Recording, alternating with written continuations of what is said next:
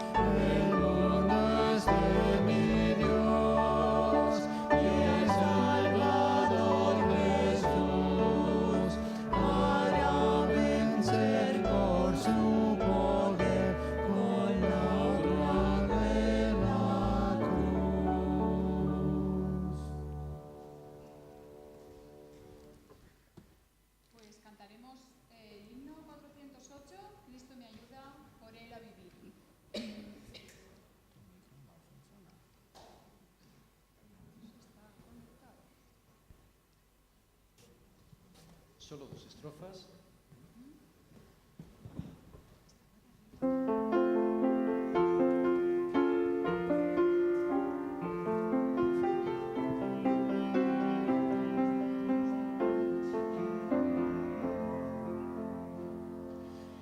Cristo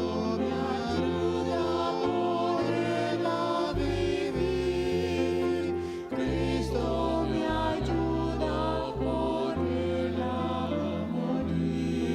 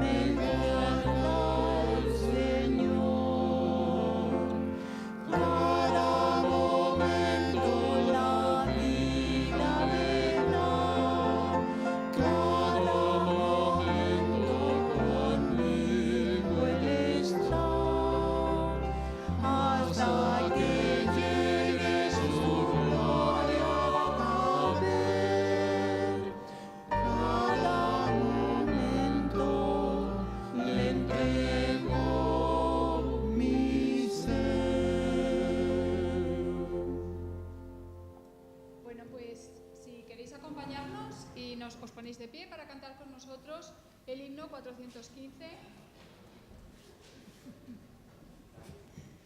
Salvo en los tiernos brazos.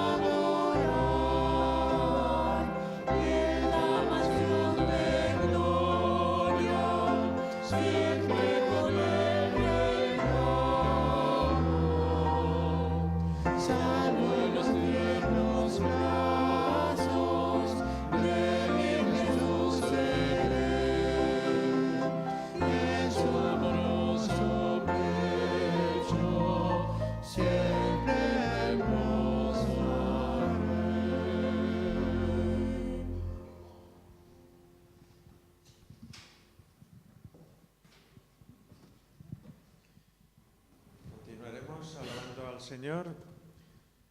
Señor, te pedimos tu presencia.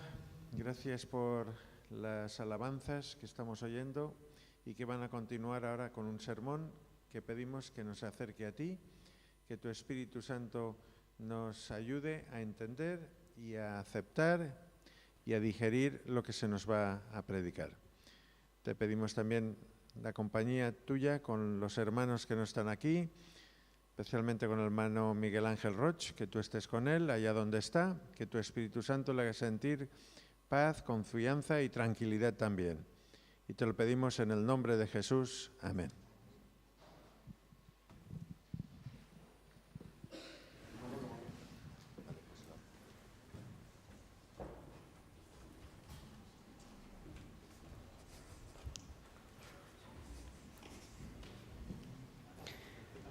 Gracias por los himnos, por los cantos.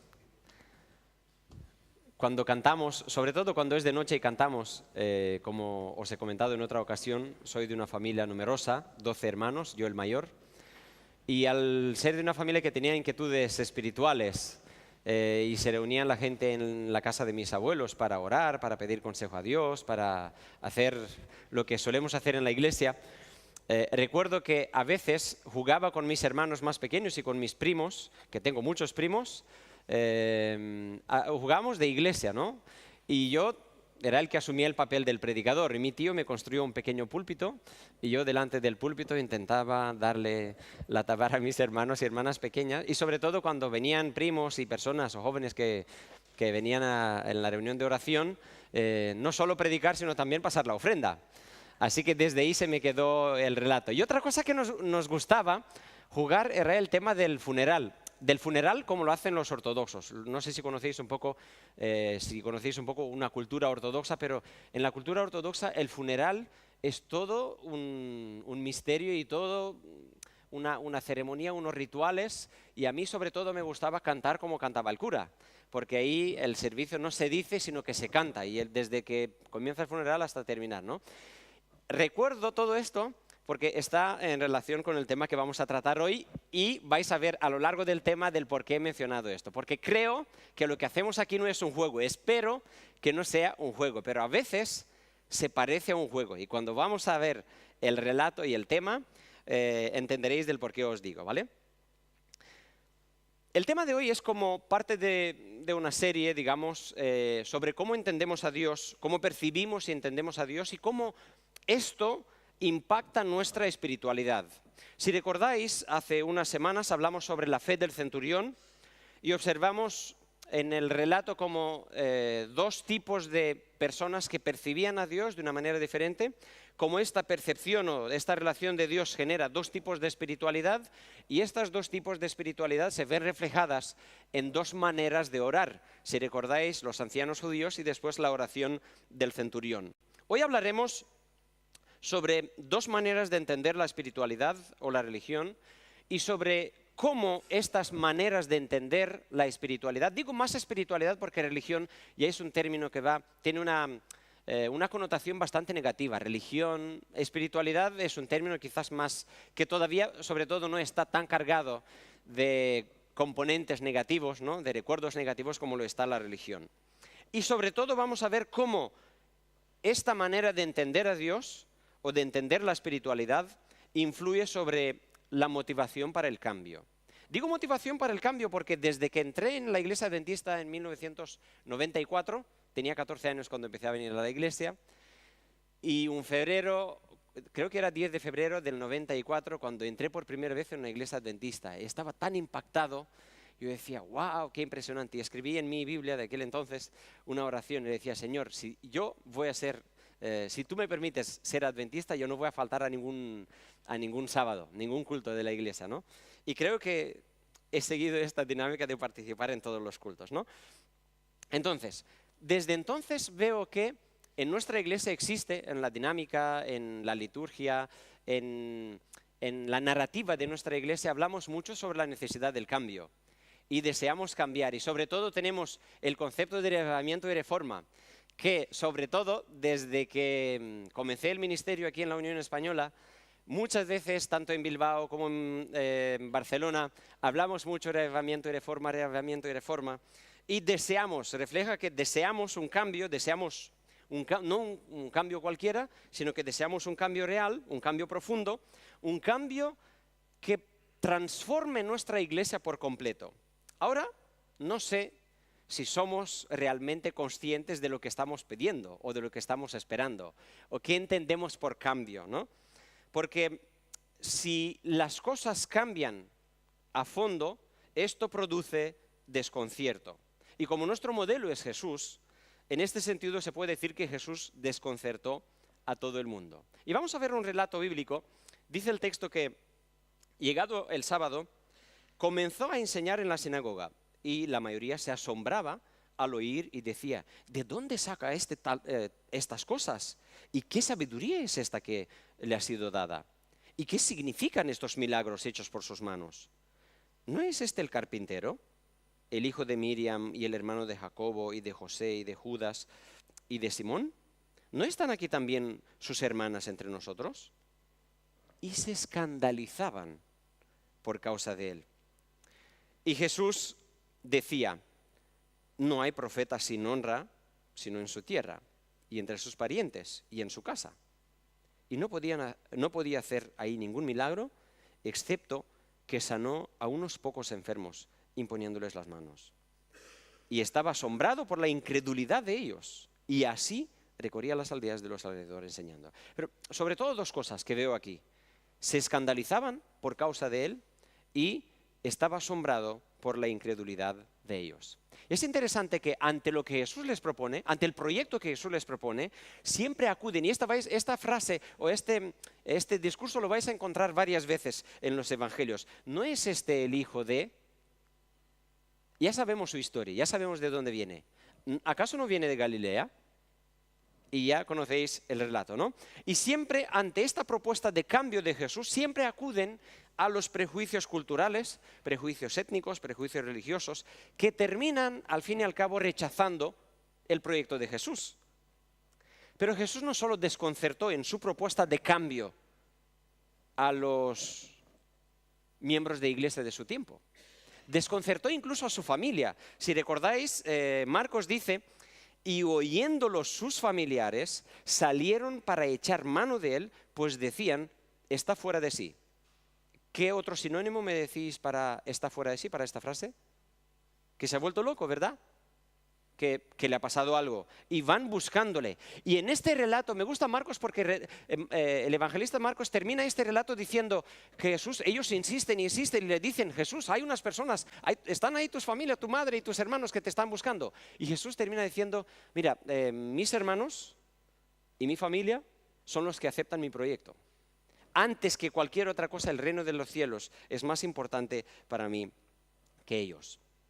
Pero lo que más me llama la atención es que Jesús dejó desconcertado a su propio primo, que tenía una sintonía diferente de todos los adventistas de aquel entonces, incluso de su familia. Y Jesús mismo dice sobre Juan el Bautista que es el más grande de los nacidos de mujer.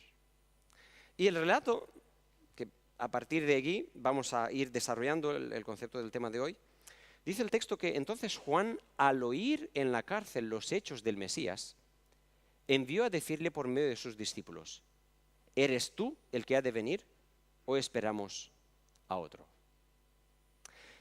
No es que Juan escucha y envía una delegación de sus discípulos para decir, Jesús, me gusta mucho lo que estás diciendo, me encantan tus sermones, me gusta lo que estás proponiendo, me gusta tu proyecto sobre el reino de los cielos. Juan envía una delegación porque tenía dudas, porque Jesús no cuadraban con sus expectativas y con lo que él proponía para cambio, porque Juan también proponía un cambio. Y si recordáis, Juan, la propuesta de cambio de Juan es la siguiente, que vemos en Lucas capítulo 3, encontramos también en San Mateo capítulo 3. Decía por tanto a las multitudes que salían para ser bautizadas por él, engendros de víboras, ¿quién os mostró cómo huir de la inminente ira? Haced pues frutos dignos de arrepentimiento y no comencéis a decir en vosotros mismos, a Abraham tenemos por padre, porque os digo que Dios puede levantar hijos de Abraham de estas piedras.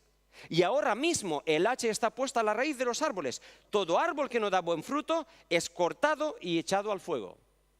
No es un mensaje fácil y no es un mensaje solo para mantener las cosas, es un mensaje de cambio, es un mensaje de, digamos, de reavivamiento y reforma. Quizás muchos de nosotros nos identificamos con este mensaje y nos gustaría escuchar en la iglesia, yo escucho muchas veces, ¿cómo me gustaría escuchar en la iglesia mensajes de este tipo que corte y que nos haga despertar de una vez por todas?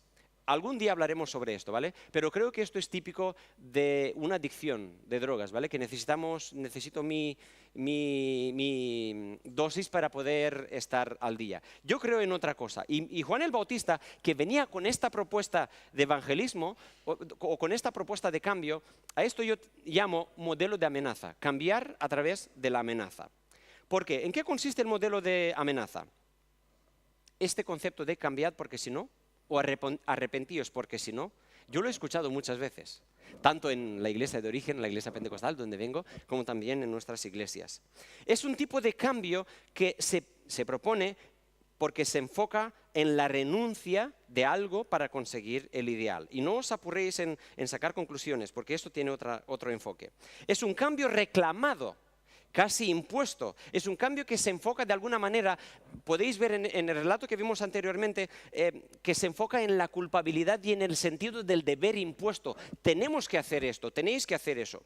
Es un cambio basado en amenazas y se fundamenta en un concepto, digamos, maniqueísta. Y digo maniqueísta porque en tiempos de Jesús y de Juan el Bautista existía este concepto, ¿no?, de o evitar el infierno o alcanzar el paraíso. Como que la espiritualidad está huyendo de un lado al otro, ¿no? Estamos jugando entre dos conceptos de incertidumbre, evitando el infierno o alcanzar el paraíso.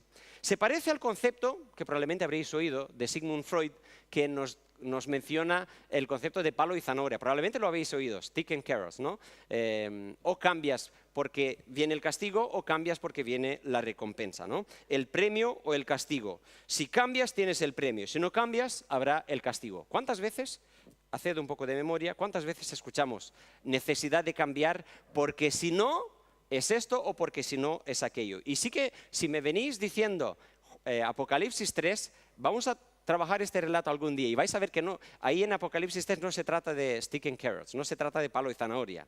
Dios no trabaja de esta manera. O es el modelo de amenaza apela a la incertidumbre que se encuentra entre la probabilidad de perderse y la probabilidad de salvarse. Como no lo sabes seguro, siempre estás en esta tensión y esta tensión te motiva para que cambies o no. Esto es el modelo de Juan el Bautista y es así como yo lo entiendo. Si alguien lo entiende de otra manera, que me lo diga, estoy abierto y los temas que presentamos, las presentamos precisamente para que entre todos saquemos mayor provecho a la Biblia. Pero Jesús propuso un cambio diferente y el cambio de Jesús lo he titulado como modelo de acogida.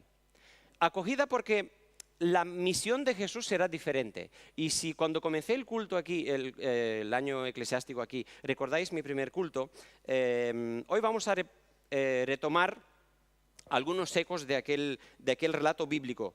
Y le fue entregado el rollo del profeta Isaías, habiendo desenrollado el volumen. Fijaos que dice, halló el lugar donde estaba escrito. No es que el volumen se abrió ahí y ahí tocaba.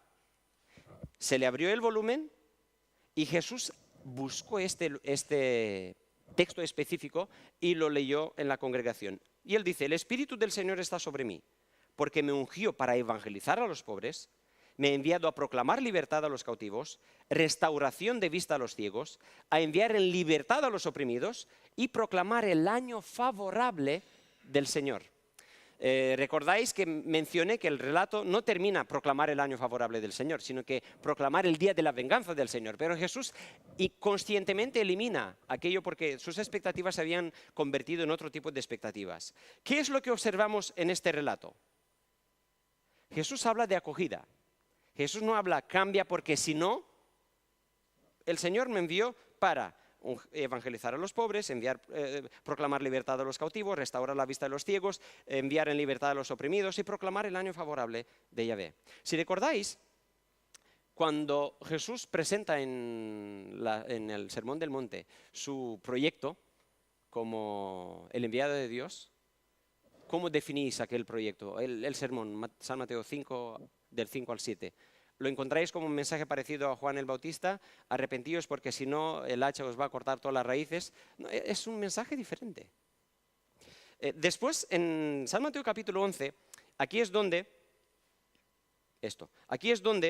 dice el texto lo siguiente. Respondió Jesús a los enviados de Juan que habían preguntado. ¿Juan estaba confuso? ¿Jesús no seguía el patrón que Juan esperaba? Y es esto, Jesús no seguía el patrón, por esto Juan estaba desconcertado.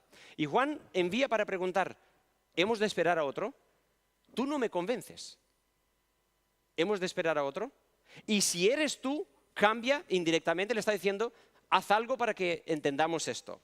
Respondió Jesús y les dijo, id e informad a Juan las cosas que oís y veis.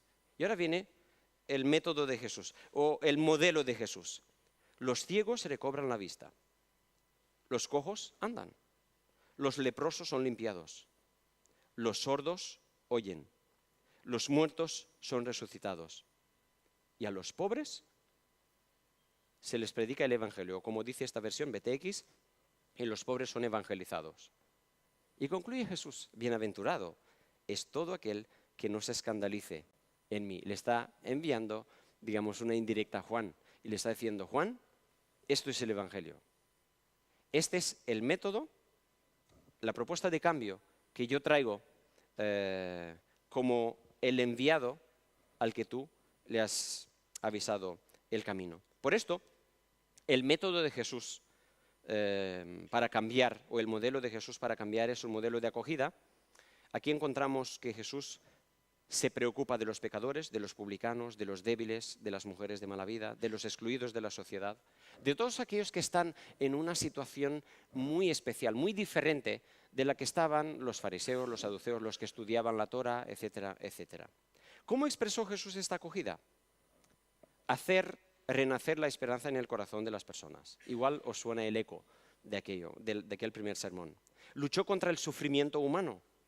Liberó a las personas de las fuerzas del mal que las oprimían, les humillaban, les mantenían como una prisión. Devolvía la dignidad a las personas y a los que estaban excluidos.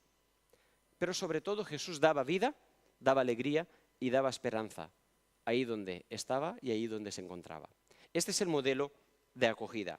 No había ninguna amenaza para cambiar. De hecho, si observáis atentamente en los evangelios, Jesús no amenaza a estas categorías de personas. Jesús amenaza solo a los que amenazan. Y los modelos de predicación de aquel entonces, de los líderes espirituales de aquel entonces, eran un modelo de amenaza, un modelo de desprecio, un modelo de exclusión, no de inclusión. Por esto la propuesta de Jesús no se basa en el concepto de palo y zanahoria, del castigo y de recompensa.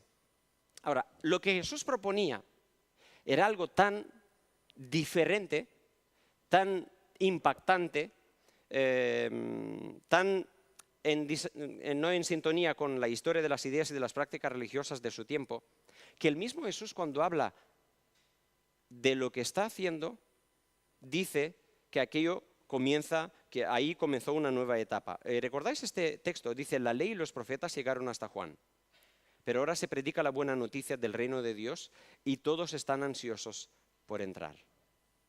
Básicamente encontramos dos tipos de modelos para el cambio. El modelo de amenaza, como vimos, representado por Juan el Bautista, y el modelo de acogida. Estos dos tipos de motivaciones para el cambio los vemos reflejados en una de las parábolas de Jesús, y ahora estas parábolas recuerda lo que yo os decía al principio. Dice Jesús lo siguiente: ¿con qué puedo comparar a esta generación? ¿Recordáis el relato? Jesús en su ministerio dice, ¿con qué puedo comparar a esta generación? Porque siempre venían y le pedían milagros, danos un milagro más, una señal más, una más para poder creer en ti. Y Jesús les daba un montón de señales. Habían evidencias, muchas evidencias, pruebas si queréis. Pero ante el corazón endurecido no vale nada. Y entonces Jesús, casi al final de su ministerio, se pregunta, ¿con qué puedo comparar a esta generación? Se parece a los niños que juegan en la plaza, se quejan entre sus amigos. Tocamos canciones de bodas y no bailasteis. Entonces tocamos cantos fúnebres y no habéis llorado. El cambio que propuso Jesús a nuestra manera de entender y de practicar la religión y la ética que acompaña nuestra espiritualidad es tan fuerte que el propio Jesús comparó con dos cosas opuestas que hay en el mundo. Quizás con las más opuestas que hay en el mundo. La muerte y la vida. Jesús comparó todo este asunto con los símbolos de la muerte y de la vida, con el funeral y con la boda. Porque en esto está la diferencia entre el modelo de Juan y el modelo de Jesús. Esto no me lo he inventado yo, esto lo dice el mismo Jesús más tarde, ¿no? El concepto del funeral transmite lo siguiente: tristeza, lágrimas, remordimientos, sobriedad, enfoque en los recuerdos del pasado, en algo que perdimos, que ya no podemos estar con esta persona. Es una ceremonia vinculada con la muerte. No podemos decir que se celebra la muerte, pero se tiene muy presente la muerte ahí. La muerte es la que define el concepto de un funeral. Y lo digo porque perdí a un hermano hace 5 años y sé lo que significa. El otro concepto es el concepto de la boda. Y el concepto de la boda va diametralmente opuesto con el concepto del funeral. Aquí tenemos alegría, sonrisas, risas, deseos. No podemos decir que celebramos a un difunto, pero sí que podemos decir que celebramos en una boda. Es un enfoque en el futuro de la pareja, es un enfoque en la vida, es una celebración vinculada con la vida y con la felicidad. Y Jesús presentó esta parábola para ayudarles a entender estos dos conceptos. Y continúa diciendo, porque vino Juan, que ni comía ni bebía, y dijeron que tenía un demonio dentro. Viene el Hijo del Hombre, que come y bebe, y dicen, vaya comilón y borracho y amigo de publicanos y pecadores. Es interesante que Jesús compara a Juan el Bautista con un funeral y se compara a sí mismo como una boda. Y si recordáis, en muchos de los relatos de Jesús, ¿con qué asemeja el reino de los cielos? Con la ceremonia de una boda, ¿no? Juan no comía ni bebía, mientras que Jesús hacía lo opuesto. Jesús, por el contrario, disfrutaba de la vida de forma que se le tenía incluso por vicioso. Y en este caso Jesús convierte incluso su muerte en vida, porque Jesús vence la muerte con su vida. En el caso de Juan, Juan no disfrutaba de la vida, porque no me digáis que tener un manto muy simple y comer lo que te da el desierto y vivir donde puedas vivir es algo muy cómodo, ¿no? Encontramos aquí que estos dos modelos, digamos, para el cambio que se proponen, que encontramos en Juan el Bautista y en Jesús, configuran dos tipos de espiritualidades. Una espiritualidad o una religión que está enfocada en la sobriedad y en la renuncia, has de renunciar a esto para conseguir algo. Y el otro modelo es el modelo de acogida, el que presenta Jesús, y esto configura una espiritualidad enfocada en la celebración o en la donación. Mientras que uno renuncia para conseguir, aquí Jesús se da para conseguir. Mientras que uno amenaza, el otro acoge. Mientras que uno busca la sobriedad, el otro busca la celebración. Estos dos modelos de motivación para el cambio, que tanto Juan como Jesús proponían, llegó a influenciar y a determinar de alguna manera la espiritualidad que tenían los seguidores de Juan y los seguidores de Jesús. Y si recordáis el relato de Lucas capítulo 5, dice que hubo como una discusión entre los discípulos de Jesús y los discípulos de Juan y de los fariseos. Dice, entonces ellos le dijeron, los discípulos de Juan ayunan frecuentemente y hacen oraciones, igualmente también los de los fariseos, pero los tuyos comen y beben. Jesús les dijo, ¿acaso podéis hacer ayunar a los hijos del tálamo nupcial mientras el esposo, el novio, está con ellos? Pero vendrán días cuando también el esposo les sea quitado. Entonces, en aquellos días ayunarán. ¿Qué es lo que observamos en este relato? Que de alguna manera refleja dos tipos de espiritualidades y cómo se entendían aquellas espiritualidades, cómo las practicaban y de alguna manera cómo intentaban interpretar a los demás a través de los filtros de aquel tipo de espiritualidad. Recordáis de las dos que eran el modelo de amenaza y el otro del modelo de acogida. Una espiritualidad basada en la sobriedad, en la renuncia y la otra en la celebración y en la donación. Encontramos básicamente en este relato dos tipos de espiritualidad y les he puesto este título, ¿no? Como espiritualidad con toque de funeral y espiritualidad con toque de boda, que enseña la relación de Dios como una festividad de la vida, como la alegría o como la felicidad. Y vamos a analizar ya para ir concluyendo qué significa la espiritualidad con toque de funeral. Si alguien se ve identificado con eso, lo bueno es que estamos ante el Señor y el Espíritu Santo puede trabajar nuestros corazones y nos puede ayudar a reflexionar. La espiritualidad con toques de funeral se ve reflejada en lo que decía antes. Tristeza, lágrimas, remordimiento, sobriedad, enfoque en los recuerdos del pasado, los pecados, aquellos que hiciste y que los repites una y otra vez, pides perdón y te acuerdas, en cada Santa Cena lo repites y los repites, pensando que si esto lo haces vas a recibir el perdón. En el fondo, esto demuestra que no has experimentado el perdón de Dios. Pero no solo esto, sino que este tipo de remordimientos son adictivos y cada vez que lo repites hace que que el concepto de perdón esté vinculado con las emociones que sientes. Sientes unas emociones porque te has recordado de lo malo que hiciste, me siento mal, pido perdón, ya me siento bien. Y pasa el tiempo, otra vez me siento, y no sé qué me pasa, no sé por qué no avanzo en la vida, entonces recuerdo, son aquellos pecados, los voy a recordar, voy a pedir perdón por ellos y voy a sentirme otra vez mejor. La nota común de la espiritualidad con toques de funeral es, como habíamos dicho, la renuncia y la sobriedad. En este tipo de espiritualidad, como probablemente habéis visto ahí, el sábado se ha de guardar. Se ha de guardar.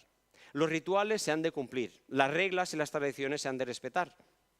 Las formas son muy significativas. Y ahí es donde encontramos todo tipo de explicaciones o todo tipo de motivaciones, de exhortaciones, que empieza con tenemos que, debemos orar más, debemos estudiar más la Biblia, debemos hacer más obra misionera, porque si no, y conocéis la continuación, de alguna manera es una espiritualidad que enfoca o presenta la responsabilidad como obligación. Es verdad que es nuestra responsabilidad leer la Biblia, estudiar, orar, dar testimonio de lo que Jesús ha hecho con nosotros. Pero si esto se convierte en una obligación, entonces se ha perdido el sentido de lo que es y lo que genera la verdadera espiritualidad, porque el amor nos determina, nos constriñe, como dice el Evangelio.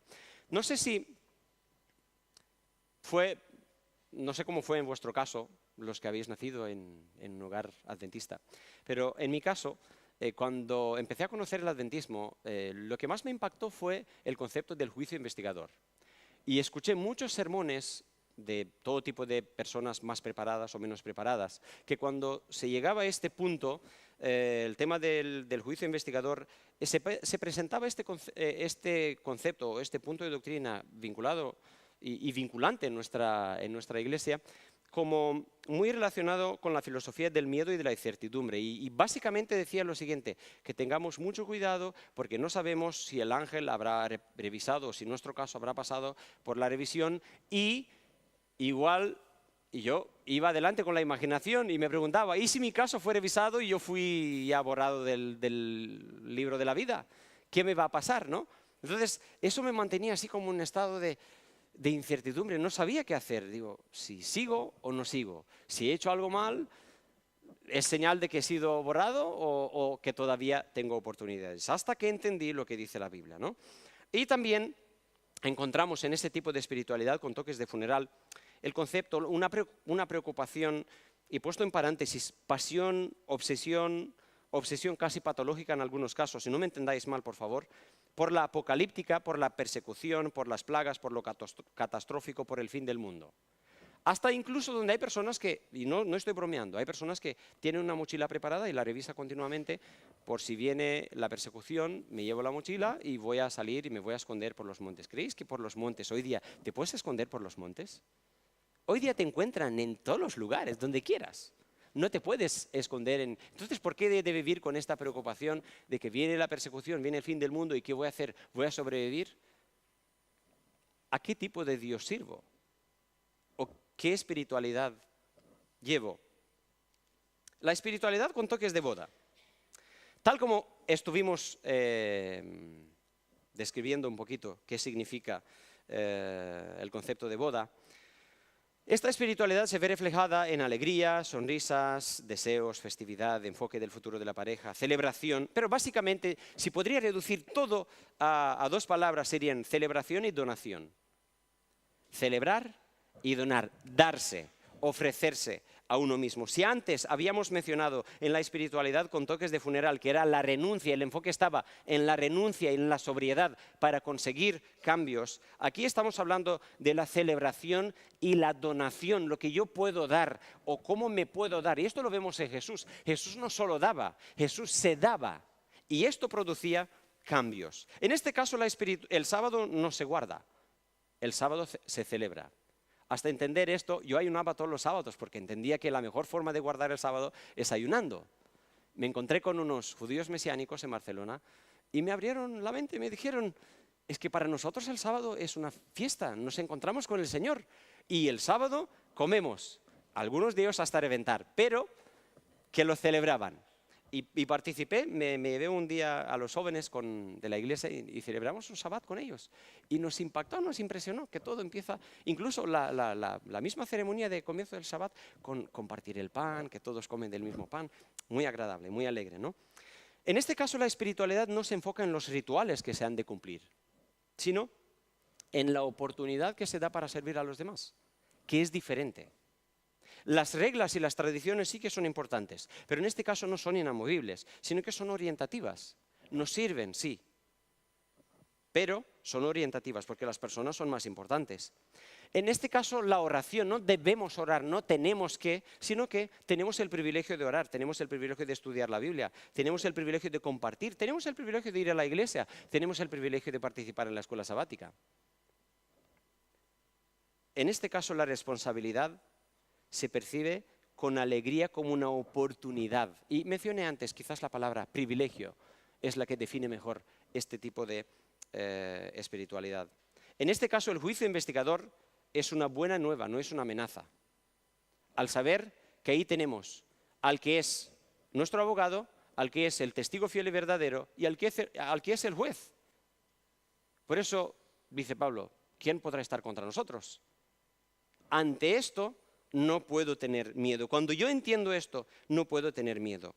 Y en este caso la preocupación no es una preocupación por lo apocalíptico, sino que es una preocupación, como mencionamos en el culto sobre el centurión, esta preocupación se expresa en la ética de la sensibilidad.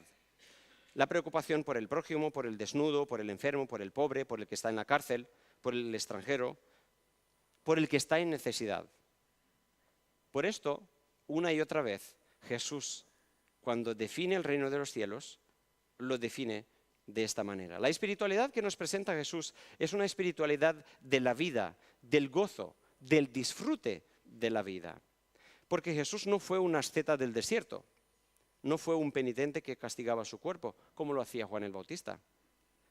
Porque Jesús creía en la vida y Jesús quería y quiere que todos vivamos y que gocemos. Es así como entiendo yo a Jesús y es así como entiendo el modelo que Jesús nos propone a nosotros. Este tipo de espiritualidad genera un tipo de ética que es la ética del gozo de vivir para los demás, del gozo de compartir, del gozo de darse, del gozo de incluir, no de excluir a nadie. Y eso es lo que, digamos, más nos cuesta aceptar y asumir.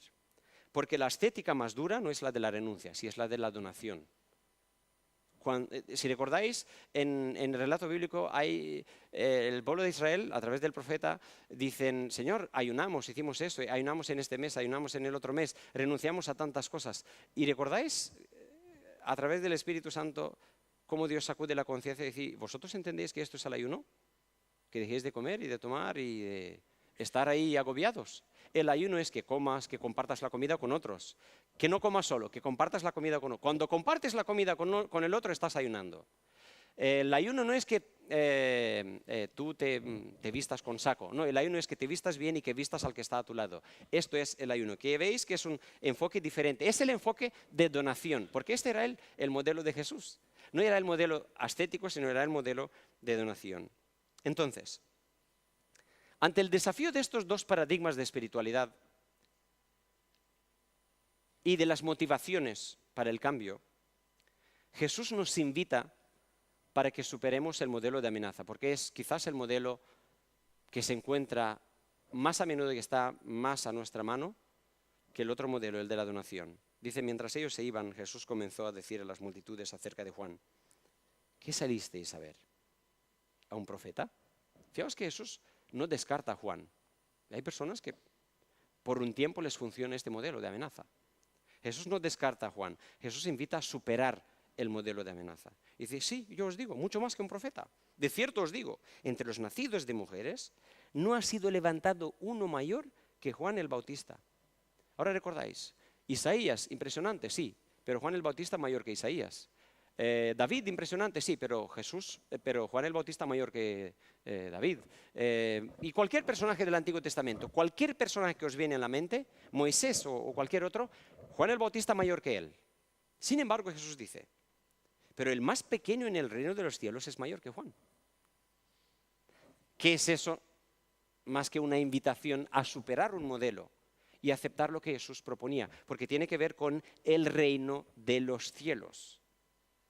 Cualquier persona que acepta el modelo de acogida de Jesús, por muy pequeño que sea en sus comienzos, dice Jesús que es mayor que el otro modelo de la amenaza. Y termina, el que tiene oídos oiga.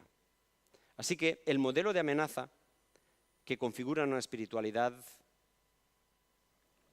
enfocada en la sobriedad o en la celebración o en la tristeza, en la renuncia,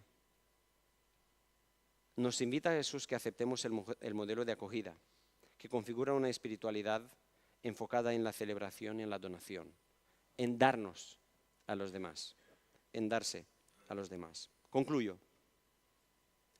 ¿Qué nos motiva para el cambio? ¿La amenaza o la acogida? ¿A qué acudimos? ¿Cómo percibimos la relación con Dios? ¿Como un deber o como un privilegio? ¿Funcionamos por el principio palo y zanahoria, castigo y recompensa, o por el concepto de privilegio, si recordáis he mencionado en el modelo de Jesús o en el modelo de acogida o en el modelo de la boda, el concepto del privilegio por hacer, orar, estudiar la Biblia? ¿Nuestra espiritualidad se parece más a un funeral o a una boda?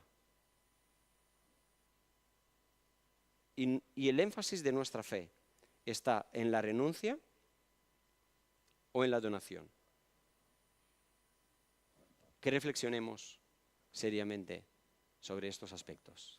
Y no es que entre dos modelos os invite Estefan que elijáis. El mismo Jesús nos invita a que elijamos el modelo de acogida y el de donación, que se reduce a hacer renacer la esperanza en los corazones de las personas, en luchar contra el sufrimiento humano en cualquiera de sus formas, en liberar a la gente de las fuerzas del mal que les oprime, les humilla y los mantiene como en una prisión, les impide que disfruten de la vida, en devolver la dignidad a las personas y a los grupos excluidos, o a las personas que se autoexcluyen o que buscan ser rechazados. Y por último, dar vida, alegría y esperanza. Y creo que este es el propósito de nuestra iglesia. No sé lo que decidirán las demás iglesias. Me refiero ahora a nuestras iglesias y me refiero a la iglesia del CEAS en concreto. Pero me gustaría, inspirándome en este modelo de Jesús, me gustaría que nuestra iglesia sea una iglesia que da vida, alegría y esperanza a las personas. A esto os invito en esta noche y que así nos ayude el Señor a todos. Amén. Ahora hay un momento, un regalo a alguien que antes de que termine el culto ya ha decidido darse en el modelo de donación. Y vamos a escuchar, mientras vamos reflexionando en las preguntas que pusimos en la pantalla, vamos a escuchar un canto que sensibilizará nuestra inteligencia y nos ayudará a tomar buenas decisiones. Si podéis poner la imagen de las preguntas, sería bueno. Gracias.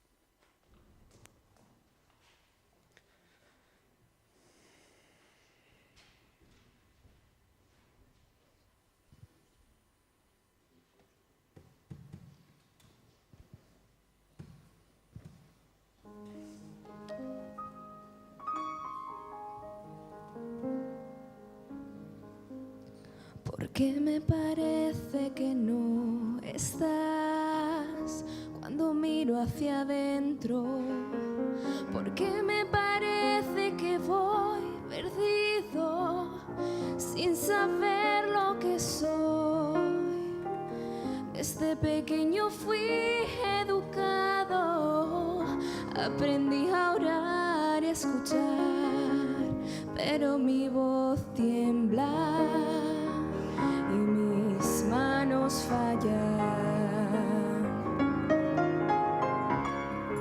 ¿Dónde estás, Dios de amor? ¿Dónde fuiste o dónde fui yo? ¿Qué fue de mi vida contigo y qué fue de mis fuerzas? ¿Qué debo hacer para quedarme a tu lado? ¿Dónde estás, Dios ¿Dónde fuiste? ¿O dónde fui yo? Aunque rodeado esté, solo estoy y no puedo verte. Aun cuando mil razones tenga, he perdido tu luz. Recuerdo saber porciones enteras que aprendí a recitar, pero mi voz tiembla y mis manos fallan. ¿Dónde estás, Dios de amor? ¿Dónde fuiste? ¿O dónde fui yo? ¿Qué fue de mi vida contigo? ¿Y qué fue de mis fuerzas? ¿Qué debo hacer para quedarme a tu lado? ¿Dónde estás, Dios de amor? ¿Dónde fuiste? ¿O dónde fui yo?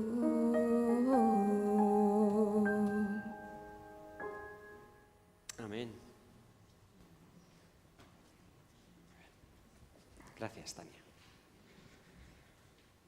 Os invito a que nos pongamos de pie y que concluyamos esta reflexión con una oración y después tenemos la recogida de la ofrenda.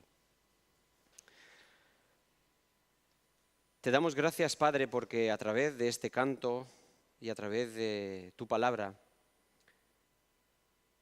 cada sábado tocas la fibra sensible de nuestras conciencias, apelando a que permitamos, a que seamos permeables y que permitamos que el Espíritu Santo nos haga reflexionar, que cambie nuestra manera de ver, nuestra manera de entenderte, y que descubramos, que abramos los ojos y que te descubramos tal como los evangelios te presentan.